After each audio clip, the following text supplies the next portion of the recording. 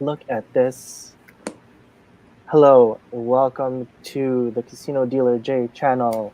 Obviously, I do not know how to use computers. My computer game is down today. It's been an amazing Wednesday. But if you're still around, not like not last week, a couple weeks ago when John and I tried this, I think we lost like 30 people. But if you're still around, come say hi. Because we're here. We're still here. So, my two guests today, I don't care. It's fine. You know what? It is what it is. This happens. It's part of growing. I had some really cool overlays and I wanted to like show it off and be like all fun and videos and stuff. And now I can't do it. But it's fine. We're here. We get to chat. My two favorite people, two really good looking people on today. I have John Holland and Heather Ferris. Yay! The funny thing is, like, we got two really good people on, good-looking people on, and we have John Holland. I was like, what? Well, thanks a lot. For Wayne, sorry Wayne, I broke the Facebook because I am on StreamYard now. John, if you can give a background, and then Heather, if you can give a background after, that would be great. Great. I worked in casinos for 19 years. I lived in 4 different countries. I was on cruise ships for 6 years. I left, worked for 19 years in casinos, craps for 18 years, traveled around a lot.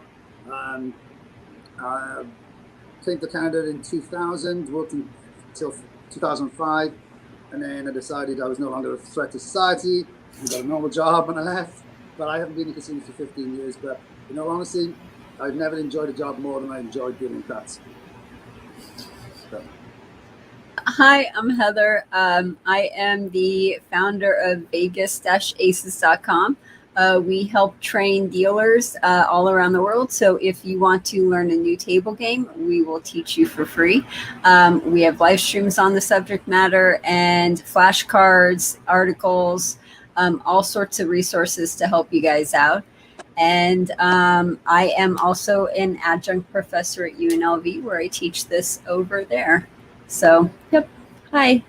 All right, awesome. Okay, we're starting to get a couple of people. I am going to restream this. Yeah, last week we were talking about a few craps questions that we decided to have as part of our show, and the first one was the odds. When we were talking about taking odds, do you actually offer odds to the player? If this is like the first time that the player has been playing, you don't know who this player is. So we're not going to use that, hey, if this person tips, then I'm going to tell him about odds. But this was the topic that we kind of talked about, and it was like one of the first things that I wanted to pull. And I talked about it with Mike, but I said, wait till John gets on, because I want to get your opinion on that. Myself, it was weird. Over the time of my whole career, like 18 years dealing in different places, my attitude changed about whether or not you tell people to do it or not. Ultimately, at the end, I think we should always do it. It's really, as a table game, and we spoke about this before, I've always believed that craps is the only bespoke gambling experience, and it's all about the service and the quality of service you give them, right? So if you annoy somebody right from the beginning and be like, and he misses his odds, you're like, man, I missed it because of what happened. He's asked for a drink, he's done something that he doesn't like. Ultimately, you'd be like, well, why didn't you remind me? So I always used to do it, but a lot of times I got a pushback from boxmen where like, don't ever tell him about his odds. Don't ever tell him. So sometimes you get grief from them, but when I sat box or when I dealt, I was always telling people about their odds. I would like back him up. I'd say, hey, look, man, you forgot your odds, and I'd do it. Because even if that guy doesn't tip, the guy next to him may tip and see the service that you're giving. That's my opinion. All right, thanks, John. Heather, do you have anything to chime in about this? What's your point of view on it? Always make sure they have the odds because that's good customer service and you get tipped that way. I knew there was a reason why I liked you, Heather. It's all about the tips, right? The thing is, to me, it's always conveys like, even if that guy never tips, everybody watching you deal, see how you deal to this guy. And if you do it to everybody, you're like, man, this guy's cool. Like I could walk up to a table without even playing and go, okay, this guy's awful dealer because he's not doing all these servicing things. I'm like, Why do I want to deal with him? Why do I want to play on his end of the table when he's obviously just, I don't like him the way he deals and the service that he gives to his players. I will go down the other table, the other side of the table. Or if the other guy's just as bad, I'll find another table, or I will just wait until somebody else goes. Mm-hmm. Yeah, it's Thanks, a service industry. It is. Exactly. It is a service. So the comments, the replies that we got, we got over like 200 replies actually from the polls, 200 from each actually. So it was 75. It was around 75% that said that yes, they would be reminding the dealers. And on the player side, it was actually even higher because they know that it's their responsibility to actually take the odds, and it's not the dealers. So cool. All right. When I was interviewing you both separately, you both had like hilarious stories, and I prepped you both. So I asked you if you could actually give me another funny story from your experience, but it's an embarrassing story. So who wants to go first? I'll let Heather go first. Oh, awesome. I'm sure she's going to be funnier than me, so I'll let everyone listen to Heather first. Maybe that means that since you're going last, they'll remember your story and not my story. Okay, so here's my funny, embarrassing story. So I was dealing blackjack one day, and I had these really, really, really cute guys on my table, like super freaking cute guys, really young. We were hitting it off. Everyone was having fun, just super good looking. I was like, oh. And I go on break, and one of my coworkers offers me a piece of fruit. And I'm like, oh, it's just a small piece of fruit. It'll be fine. My stomach was sort of bothering me that day, but I'm like, it's okay. I'll eat it anyway. So I eat the piece of fruit, and I go back downstairs, and I'm dealing blackjack. And putting food in my stomach when it wasn't feeling good was not a good idea, because I threw up all over the table, all over the cute guys, all over the floor, all over my cards, all over the rack, like with the chips. My floor supervisor, I remember looking over, and I remember seeing him run. And he like picked up the trash can and he ran towards me. And I'm sitting there. And as a dealer, you'll totally understand this. I clap out and I'm holding my hands so the cameras can see. And then I'm like throwing up, in the trash can as the floor supervisor's holding the trash can. And I'm like, here are my hands, see? And all of the cute guys are just like, oh, I think we're going to leave now. And they were just and it wasn't good. They sent me home for that. I was like, no, really, I'm fine. They're like, no, you're going home. Like, you don't even get a choice in it. You're totally going home. And it was so freaking embarrassing. It was so embarrassing. Oh God, yes. So that's my story. Oh my God. So, did you date any of them after, or no? You didn't see them? No. Dude, I never saw them again after that. They beelined it out of there. Like, it doesn't even matter. We can't unerase that image from our mind. I probably have lots of embarrassing stories, to be honest. But this is one from when the first ship I worked on, way back in like 1989 or whatever it was, and it was on and after. It was like a sea day, so that it was pretty dead during the day. But they opened the craps table for whatever reason. They opened half the side, and what they did is they would just run they would just run it through the pit. So you go and you spend an hour on stick and an hour on base, whatever, and do your thing. But they run it through the pit.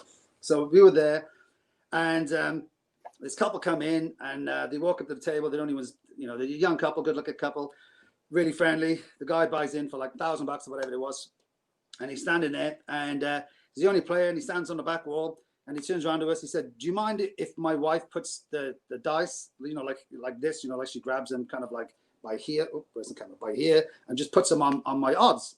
And me and the guy on the stick were like, "Well, sure. We'll check the dice every roll, but sure, you can do that." So anyway, and he was tipping us all the time. He was super friendly and fun, and he kept rolling dice, and he's betting, and it's all going good.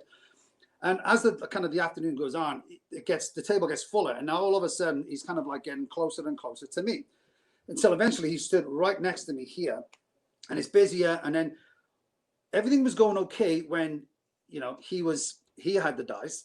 But then as it started to get busy and he wasn't, he kept throwing late bets, you know, and I'm getting annoyed. I'm like, you go up. And I'm just giving him a hard time. And then eventually it comes around to him and he's got the dice again. And he's right next to me and he's got them. And he starts throwing the dice and he keeps knocking my stacks over, the chips. And I'm getting madder and madder at this poor guy. I'm like, can you stop doing that? And I have to pick up the bets and I'm trying to do everything. And I'm getting mad. He's late and he's doing all this stuff. And I'm literally giving him such a hard time. And eventually someone, you know, after like an hour or so of this and an hour and a half of this, they change the person on a stick to come and give me a break. And as he gets on the stick, he mouths over, John, he's blind. So for an hour and a half, I didn't know he was blind. And I was just giving him so much grief. And I was terrible to him. I was like, stop doing this. I was throwing his bets. And I was like, oh my God, I'm an awful human being. I just felt so bad. I never once, he was always apologetic. He's like, I'm so sorry. And then, because there was only two of us dealing that day, that afternoon, I had to go back again. After my break, I went back on the stick. I was like, oh my God, I'm the worst human being on the planet. This poor blind guy, it's like a normal person and play craps. And I was terrible. I was like, oh my God, I'm going straight to hell for this. Probably am, but that was one of them. Oh my God. Oh my God, it's terrible. And that was literally, oh my God, 30 years ago. It's crazy. Wow. Oh my God, that's so funny, John. Can I just tell you a quick another one? Because this one was. So yeah. Sorry, I don't mean to hog the conversation, but this was. No, for sure. So, I was working in Greece, and we're on the craps table, and so, you know, it's like one hand on a dice and all that kind of stuff, and it's a busy game, whatever. So I'm dealing, and there was this, you know, this older Greek guy, and he's there, and he's kind of like, he's got his hands like that. He gets past the dice, and he went down, and he went, and literally, he kind of grabbed both the dice, you know, kind of like that, whatever. And the guy on the stick just cracked the table and shouted at the top of his voice, so almost the entire casino could hear, one hand on the dice! And this guy literally shot up his hands like that. I mean, like, what? Have you ever seen those shows where people have an operation where they put toes on their hands and you put it up? And literally, I swear to God, it was terrifying. He had like 2 or 3 toes surgically on his hands, and like he had 5 digits, but it was on like his 2 hands, so it was just like that. And we're like, what have we done? The poor guy got us, and his hands up in the air, and we're like, and the guy on the stick, because it was dead silence then on the table, because everyone was like, uh-oh. He went, well, technically, he's only got 1 hand on the dice. Oh my God. Oh my God, it was so bad. It was so bad. Oh my God. Oh, John, that's funny. That reminds me of a story. So I was dealing blackjack and everything, and this guy comes up to the table and he puts all of his stuff down, and he when he puts his stuff down, he pulls out this dime bag of dirt and puts it on top of the chips. And I'm like, what's that? You know? And he's like, oh, this is a lucky charm. It's my dad. I'm like, say what?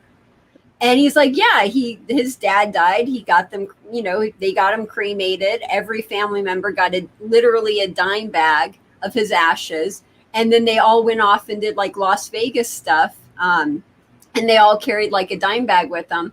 And at the very end, they met at the Bellagio and they poured the ashes in the Bellagio fountain. Now, the reason why I bring that up is because we had another woman do almost the same thing at our table. Blackjack, the husband was playing on the table, loved the table so much that when he died, she brought his ashes to the table and poured them on the floor. And as soon as she left, they brought a vacuum out and vacuumed up the ashes. Oh my God. Yeah. I God just, love gamblers. They're oh my really God. some wonderful people in the world, eh? Oh yeah. I just saw a photo of like this casket, and it was a roulette table. It was a roulette table. It had like the wheel, and it had like the actual like layout. I was just, are you kidding me? It's like I that's like yeah, wonder if he bought that casket with his gambling winnings. yeah, probably. No, I think that's more for like a dealer. So like you go to the if I'm like the casino manager, I'm gonna have like 3 caskets for roulette dealers, and I'm literally working you to death. So So, have you guys ever had someone die? When I was in Britain, roulette is like the most popular game. It was when I was there anyway. And the casino I worked in, we had like almost twice as many roulette tables as blackjack tables. And I was dealing one time. It was like a Friday and Saturday night, so it was busy. And a guy passed out. We just thought he fainted, whatever. He's an older guy, and he just hit the floor.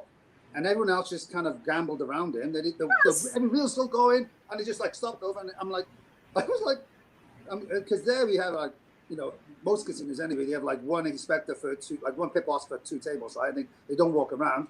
And I was like, man down, this is the guy's, you know, he knew his name, I can't remember now. I'm like, he just passed out. I was like, I hope he's not dead. And they just carried on gambling because the spin's going and I was like, he was just laying on the floor. And we found out afterwards, yeah, he'd had a heart attack and then he got taken away and he passed away later. And I was like, what? These inhuman bastards. They didn't even stop gambling, not even for the spin. Yep. And that was in the UK, you said? Yeah, in Wales and yeah, back home. We had the same thing happen here in Las Vegas. Guy had a heart attack, falls to the ground. People literally freaking stepped over him to continue playing, and nobody helped him. So I totally believe it 100%. We had it in the same casino. We actually had one, like it was the casino I trained in. So many weird stuff happened there. It was amazing. We had a similar thing happen to a dealer who passed out on dealing blackjack, but he dealt like, he was really smart. He took a week off, then he booked 7 double shifts in a row. And it was like, what? He goes, yeah, I'm going to just cream him for money. So he worked like 7, and back then we didn't get tips, right? So by about the 5th double shift in a row, I mean like 14-hour days, and I'm going out partying afterwards, and he would get up and have like, you know, 2-3 hours sleep. So about the 5th double in a row, he just literally went poof on the blackjack table, and I watched him on stick. I was like, man, there's something, I can't, what was his name? Like Wayne, I think he was. I was like, Wayne's looking weird. He was kind of like stood there like that. People are playing, and he was like rocking back and forth, and he was about 6'2". He was a tall guy, and then he just went, poof. He didn't even bend or crumple. He just went poof, poof, and hit the floor. So they had to get the ambulance in, and you know, the medics and everything. They're bringing them in. They're like, what happened? Rod, that was his name, Rod. So I'm like, what happened to Rod? We're like, I know it. I'm like, did he just kill himself on overside? I feel like so weird. It was like, yeah. But yeah, they took him out, and apparently it was just some sheer exhaustion. He just collapsed. Oh, wow. We had a player, we had a husband and wife team, like at the slot machines, playing at the slot machines. And the husband dies. Like he has a heart attack, falls down, dies. And my floor supervisor saw it. So, he called security called paramedics, EMT came. But while we're waiting for the EMT, the wife who's sitting right next to him, like literally does nothing to help her husband, but she just leans over and then she starts playing his machine. So now instead of playing just her machine, she leans over and now she's playing his machine and her machine. And he's on the ground like dying. And she's just like, okay. Yeah. It's like the EMTs cared more about her husband than she did. Like I said earlier, I used to work on cruise ships, and we had this guy. He died in the pool, so we had no idea on him at all. So they took him out, and they realized he'd had a heart attack and he passed away. And there was no one around the pool that knew him, so they had to get the photographers to come take a picture of him, then go around to see all the cabin stewards. I shouldn't laugh, but he went around to all the cabin stewards and say, "Do you know this slightly bloated guy?" And I'm like, yeah, okay. They're like, no. But eventually they found his wife. And because it was only like 2 days into the cruise, she asked for an upgrade. I was like, wow. She's like, your husband's passed away. And like, she's like, I want an upgrade. I'm like, what? No concern about the fact that her husband's passed away and that I want a better cabin, I want an upgrade. I was like, oh my God. Oh, wow. Oh wow, that's hilarious. Okay, we're starting to get some people. I'm so sorry. Oh, G-Dub. Okay, I will I'll buy you a beer next time I see you. Just let me know when you want it, and you got it. So yeah, I got a couple of people on. I think Mike is on now. Mike, if you're on, just send a message on YouTube because I will see it. So my story, Heather, was when we were doing the Hawaii cruises. It was 10 sea days, and we just did one run. So like we went from Vancouver to Hawaii and then Hawaii to San Diego. So both times when we were going like to and back from Hawaii, somebody died. So then like instead of like 5 straight sea days to get there, it was like 4 and a little bit because of the fact that there was like a death. So both times, like, and I don't want to be like mean or anything, but a lot of the people were actually really happy because like after the 3rd straight sea day, it was just like, oh, I want to kill you. I need to see some land.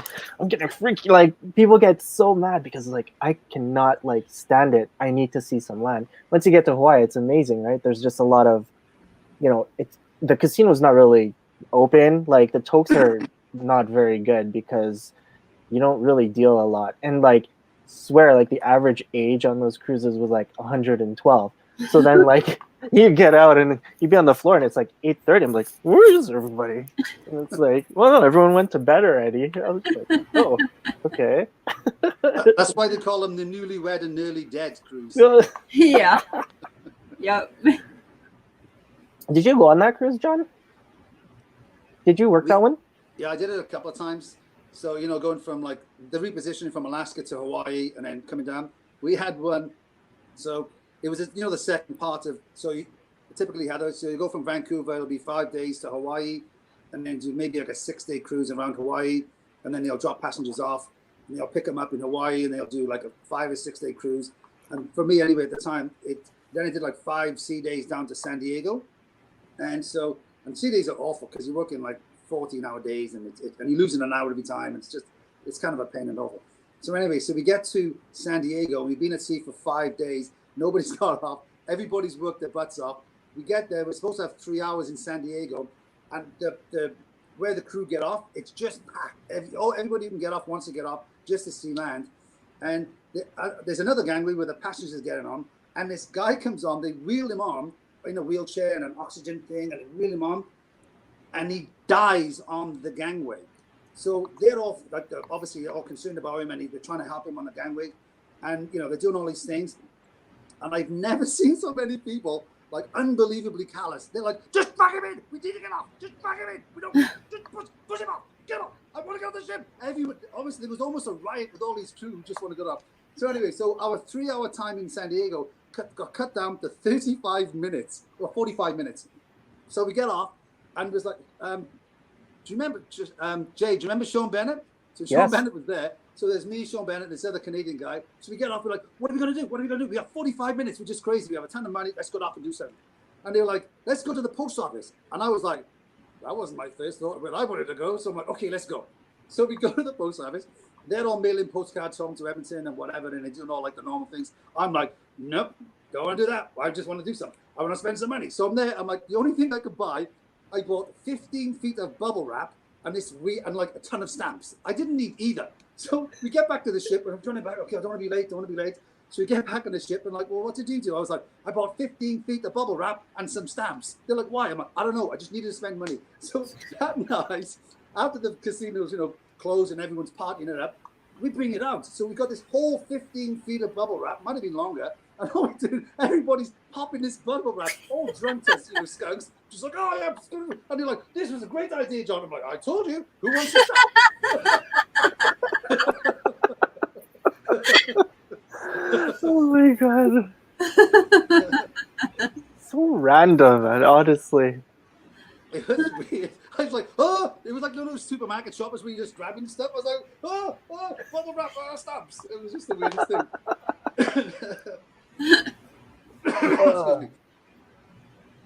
Heather, what's your favorite casino? And I don't know if I asked you that before, but what was your not to deal, but what's your favorite casino like of all time, even to just like visit or something cool that you've seen? Um, Favorite casino? I would normally say Rio, Mhm. because the Star Trek convention is there, so I got fond memories there. And when I used to be a dealer there, Harris owned it, so they actually treated their employees really well. We would get like all of these bonus checks, and just they were really awesome to work for. However, I don't know if I can say Rio any longer because I heard about an ACLU lawsuit that they're filing against the Rio. So I'm like, ugh. Well, Oh, it is new management, so you know, oh, jeez.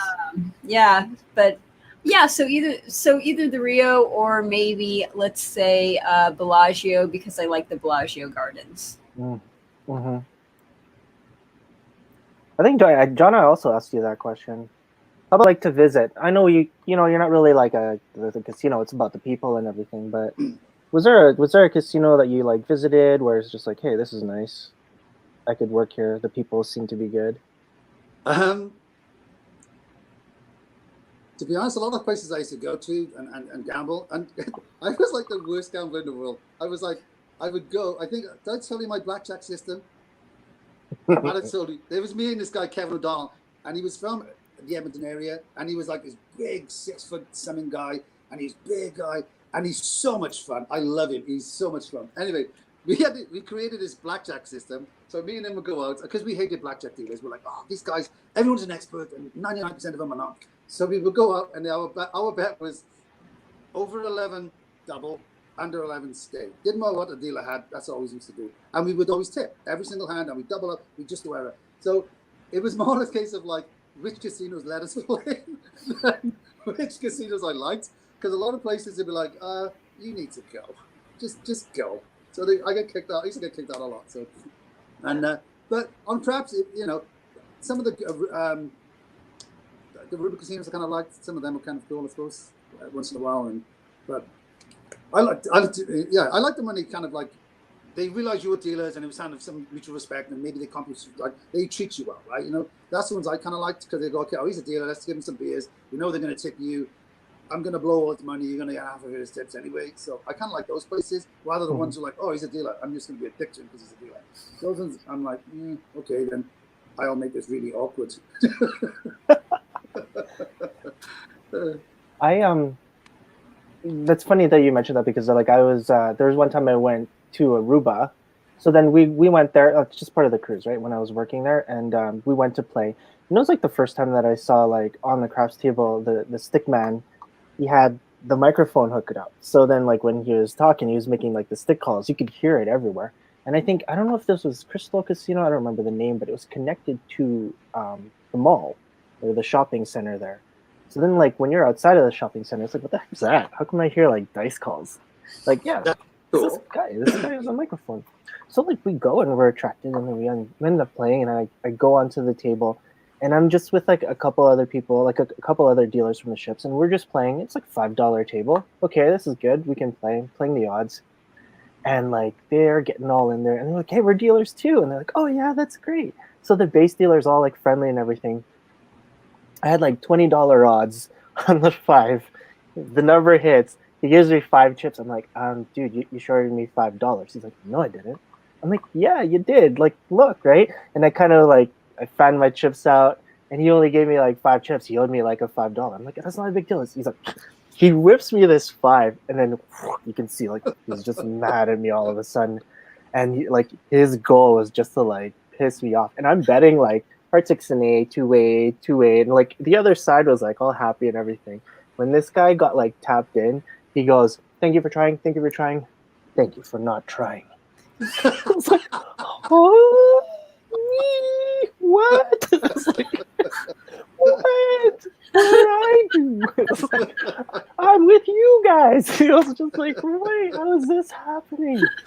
I was just like floored, and I was like, "Oh, we're dealers too, hooray!" But oh no, this guy was just so pissed off that I corrected him. I'm like, "Oh my god, I'm so sorry.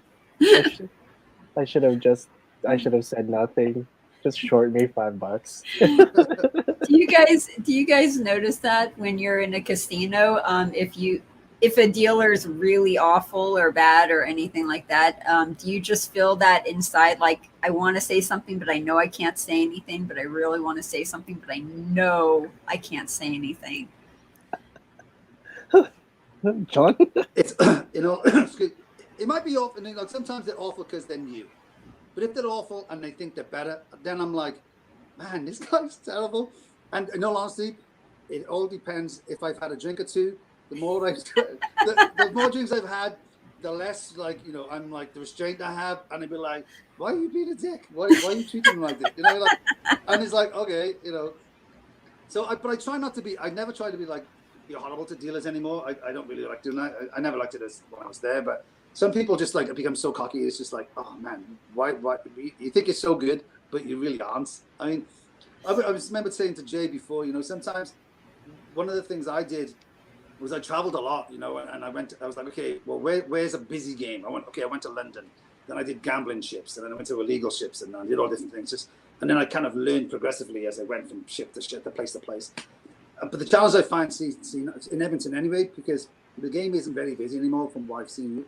So people think they're really good, but they don't really deal a game that's that busy anyway. I'm like, why are you all impressed that you can play, you can bet, the guy's like 3 players and it's like minimum action. Like, okay, don't be such a dick. Yeah.